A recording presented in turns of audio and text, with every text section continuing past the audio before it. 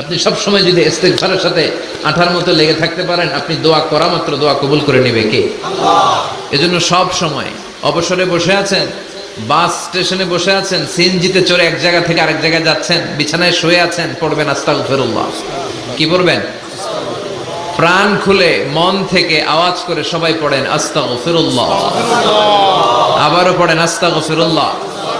চিল্লায় পড়েন আস্তাগফিরুল্লাহ। বিশ্বনবী ইস্তিগফারের অনেকগুলো আলফাজ শিখিয়েছেন, সবচেয়ে সহজ যেটা শিখিয়েছেন সেটার নাম হলো আস্তাগফিরুল্লাহ। বিশ্বনবী জামাতে সালাত শেষে সালাম ফিরিয়ে আওয়াজ করে পড়তেন আল্লাহু আকবার, তারপরে 3 বার পড়তেন আস্তাগফিরুল্লাহ আস্তাগফিরুল্লাহ আস্তাগফিরুল্লাহ। পড়ার দরকার আছে না নাই? পড়তে রাজি আছেন তো? সালাম ফেরানোর পরে কি পড়বেন? নাকি দোয়া করার জন্য পাগল হয়ে যাবেন? আল্লাহুম্মা আমিন ইয়া আরহামার রাহিমিন, আছে না নাই? পাগল হয়ে যায় দোয়া করার জন্য, কিন্তু তাসবিহগুলো পড়তে চায় না। বিষ্ণুনবী লম্বা তাসবিহ পড়তেন, সালাম ফেরানোর পরেই আস্তাগফিরুল্লাহ পড়তে রাজি আছেন?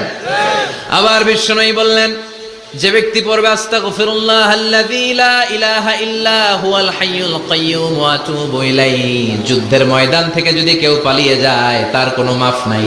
এটা অনেক বড় কবিরা গুনাহ, আত-তাওয়াল্লি মিন ইয়াউমিজ যাহফ, যুদ্ধের ময়দান থেকে পালালে ওর কোনো মাফ নাই। বিষ্ণুনবী বলেন, যুদ্ধের ময়দান থেকে